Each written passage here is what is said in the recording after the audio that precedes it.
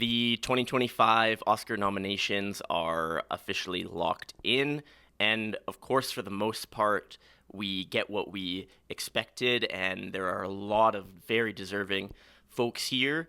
Leading the way is Emilia Perez with 13 nominations. Probably not the direction that I would have gone personally, but not going to get into that too much.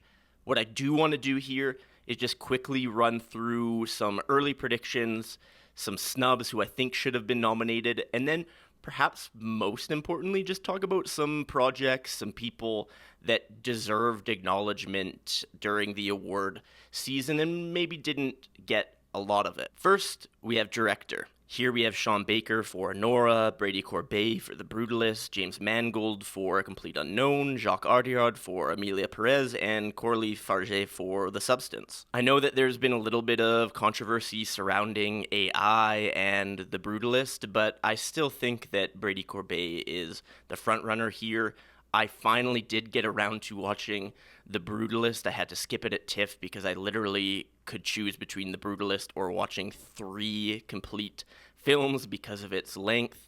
But there's no denying how grand this film is, and he did really do something special. Who should have been nominated? Well, that is pretty clearly Denis Villeneuve. It's wild to me that we're living in a time where we are just ignoring this feat in direction. This is one of the greatest feats in direction in recent memory. Villeneuve has done so much here. There are so many moving parts, and he put everything together pretty brilliantly. Who deserved some more attention? People probably aren't going to agree with me on this, but I think it's Alex Garland for Civil War. For one reason or another, it's kind of been trendy to hate on Garland as of late. But what he did here in Civil War was quite impressive. Some small but significant choices in direction using prosumer camera, incorporating photographs. These little details made for a pretty special picture. For actress, we have Cynthia Erivo for Wicked, Carla Sofia Gascon for Emilia Perez, Mikey Madison for Anora, Demi Moore for The Substance, and Fernanda Torres for I'm Still Here. This one is a tough one, but I'm going to go my early prediction still with Mikey Madison. Mikey Madison's been leading the way this whole year, but Anora does seem to be losing some steam.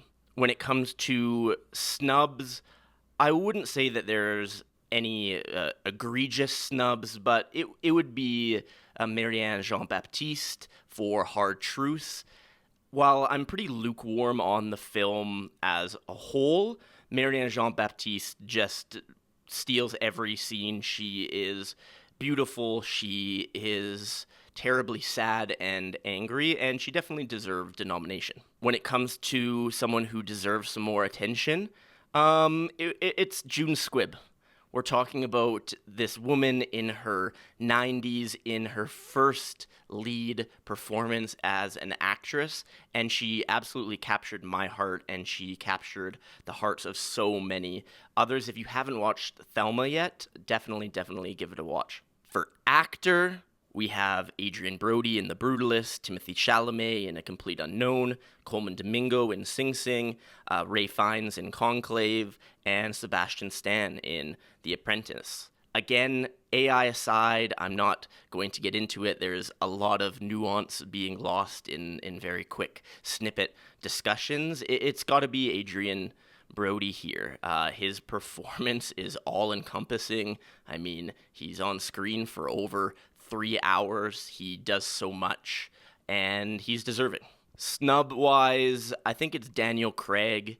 He really transformed for his performance in Queer. It was simultaneously heartbreaking and heart-wrenching, and what seemed to be a real portrayal. I did not see Daniel Craig on screen. I was really believing his character. Who deserves some more attention? Cillian Murphy. I know that that's strange to say about the guy who just won Best Actor in a much larger, grander performance, but he was so wonderful in small things like these. But we know that the Academy doesn't normally go for subtlety, and that's really what his performance was in that film. It was quiet, it was slow, but it was still beautiful. We also have supporting actress, and here we have Monica Barbero for A Complete Unknown, Ariana Grande for Wicked, Felicity Jones for The Brutalist, Isabella Rossellini for Conclave, and Zoe Saldaña for Emilia Perez. I think, and especially given the 13 nominations for Emilia Perez, it's probably going to be Zoe Saldaña's year. And again, this is not hate. I think that she's probably a good person. From the Q&A at TIFF, she seemed absolutely lovely. I just don't think that the performance was brilliant, and I think that the film on the whole was pretty bad. Who deserved a nomination here? Again, I don't think that there were any egregious snubs, but the performance that probably deserved to be honored was Danielle Deadwyler. This is another film that I was pretty lukewarm on, but it is completely carried by its performances, and I would say the strongest performance in the film is Danielle Deadwyler. In terms of performances that deserved more attention, I'm gonna give a shout out to Zoe Ziegler. She played the daughter in the film Janet Planet, a film that kind of just coasted. No one really saw it, but it is gorgeously shot and extremely well acted. Zoe Ziegler gives one of the best young performance that I can really recall. We also have supporting actor, and here we have Yura Borisov for Anora, Kieran Culkin for A Real Pain, Edward Norton for A Complete Unknown, Guy Pearce for The Brutalist, and Jeremy Strong for The Apprentice. This one might change before the actual day. I still have Kieran Culkin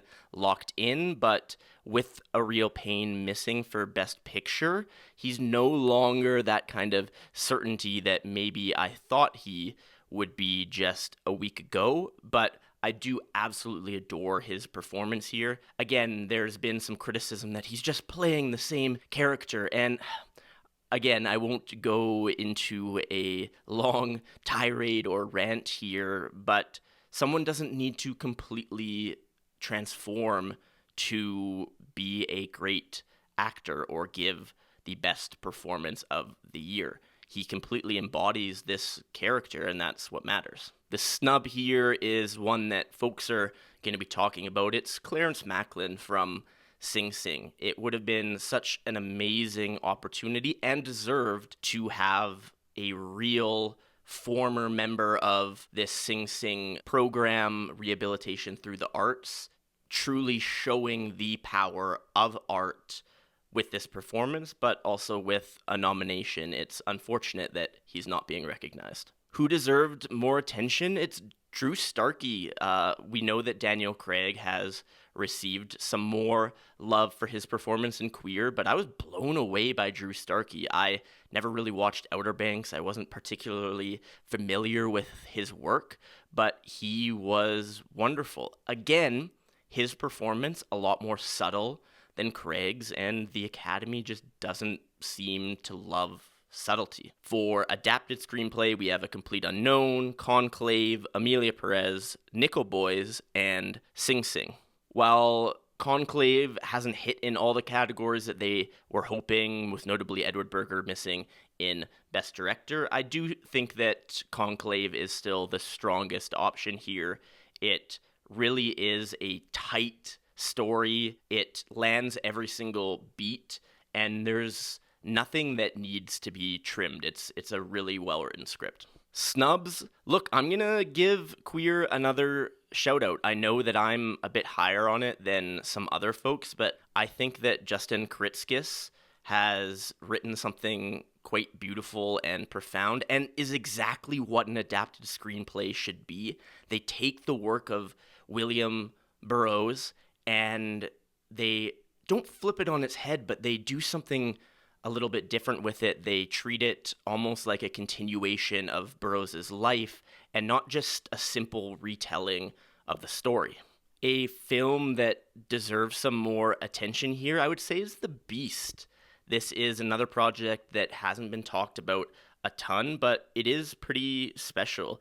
It is rooted in a 1903 novella, The Beast in the Jungle, but they really make this work their own. And they are able to incorporate elements of sci-fi, of drama, of romance in a way that isn't clunky or cheesy and comes together very cohesively. For original screenplay, we have Anora, The Brutalist, A Real Pain, September 5, and The Substance. I am still holding on to some Anora here, kind of the early frontrunner in this category, but Sean Baker did do something that may not be completely original when we look at his own work. There are certain connections to other pieces that he's created, but still, he has written something that only he could have written in tandem with the folks who advised him when it came to sex work, but he crafted a very unique take on this field of work that we haven't really seen before. Who was snubbed, and this might not be seen as a snub because they never really had a chance, but I would say it's Jane Schoenbrunn for I Saw the TV Glow. When we're talking about original screenplays, this is about as original as it gets. Whether you completely fell in love with the film or not, you have to be able to acknowledge that this is a script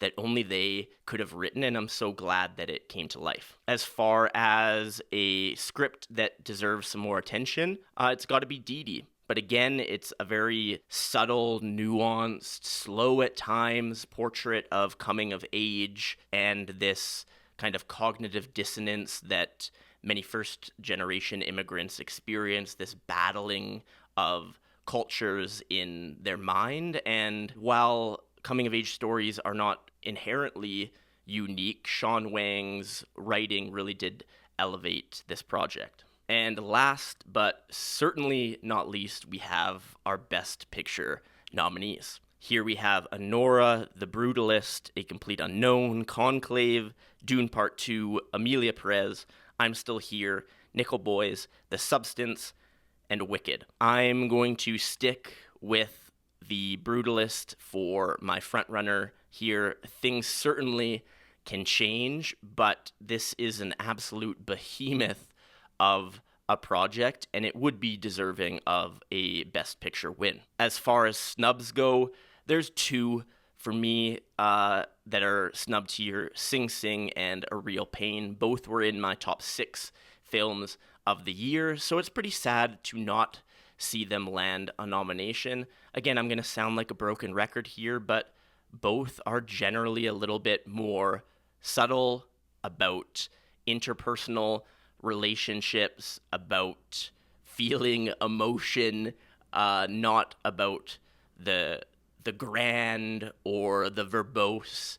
And unfortunately, those films often fail to get the nominations that they deserve. And a film that got no real attention this year that is deserving to be seen and to be talked about is Exhibiting Forgiveness by director Titus Kaphar. We have brilliant performances from top to bottom led by Andre Holland, but this semi-autobiographical work from Kaphar is really beautiful, and I hope that more people watch it in 2025. Just a side note before I end the video, so happy to see both Sugarcane and Porcelain War make it into Best Documentary.